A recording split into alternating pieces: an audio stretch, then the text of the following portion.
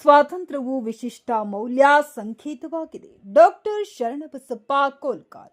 ವಿಶ್ವದ ಅನೇಕ ದೇಶಗಳ ಸ್ವಾತಂತ್ರ್ಯ ಹೋರಾಟವು ಪ್ರಧಾನವಾಗಿ ಕ್ರಾಂತಿ ಮತ್ತು ಹಿಂಸಾತ್ಮಕ ಹೋರಾಟಕ್ಕೆ ಸಂಕೇತವಾದರೆ ಭಾರತದ ಸ್ವಾತಂತ್ರ್ಯ ಹೋರಾಟವು ಮಾತ್ರ ಸತ್ಯ, ಶಾಂತಿ, ಅಹಿಂಸೆ, ತ್ಯಾಗ ಮತ್ತು ಬಲಿದಾನ ಇಂಥ ವಿಶಿಷ್ಟ ಮೌಲ್ಯಗಳಿಗೆ ಸಂಕೇತವಾಗಿದೆ. ಪರಾತಂತ್ರ್ಯವು ನಮ್ಮ ಅನೈಕ್ಯತೆಗೆ ಪಾಠವಾಗಿದ್ದರೆ ಸ್ವಾತಂತ್ರ್ಯವು ಸಂಘಟನೆ ಮತ್ತು ಸಂಕಲ್ಪ ಶಕ್ತಿಗೆ ಪ್ರತೀಕವಾಗಿದೆ. ಆ ಸಂಕಲ್ಪ ಶಕ್ತಿಯನ್ನ ಭಾರತವನ್ನು ಸದೃಢವಾಗಿ ಸಮರ್ಥವಾಗಿ ಕಟ್ಟುವಲ್ಲಿ ಬಳಸಬೇಕಾಗಿದೆ. ಅಂದಾಗ ಮಾತ್ರ ಸ್ವಾತಂತ್ರ್ಯದ ಆಚರಣೆಗೆ ಬೆಲೆ ಬರುತ್ತದೆ ಎಂದು ಪ್ರಾಚಾರ್ಯ ಡಾಕ್ಟರ್ ಶರಣಬಸಪ್ಪ ಕೋಲ್ಕಾರ್ ಕರೆ ನೀಡಿದರು. ಅವರು ಇಂದು ಗಂಗಾವತಿಯ ಶ್ರೀ ಕೊಟ್ಟೂರೇಶ್ವರ ವಿದ್ಯಾವರ್ಧಕ ಸಂಘದ ಕಲ್ಮಠ ಶ್ರೀ ಚನ್ನಬಸವ ಸ್ವಾಮಿ ಮಹಿಳಾ ಮಹಾವಿದ್ಯಾಲಯದಲ್ಲಿ 80ನೇ ಸ್ವಾತಂತ್ರ್ಯ ಮಹೋತ್ಸವದ ನಿಮಿತ್ತ ರಾಷ್ಟ್ರ ಧ್ವಜಾರೋಹಣವನ್ನ ನೆರವೇರಿಸಿ ಮಾತನಾಡಿದರು.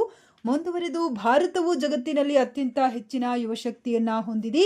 ಆ ಯುವಶಕ್ತಿ ದೇಶಕ್ಕಾಗಿ ದುಡಿಯುವ ಮನೋಭಾವನೆಯನ್ನ ಹೊಂದಿದಾಗ ಭಾರತವನ್ನ ಸದೃಢವಾಗಿ ಕಟ್ಟಲು ಸಾಧ್ಯವೆಂದರು.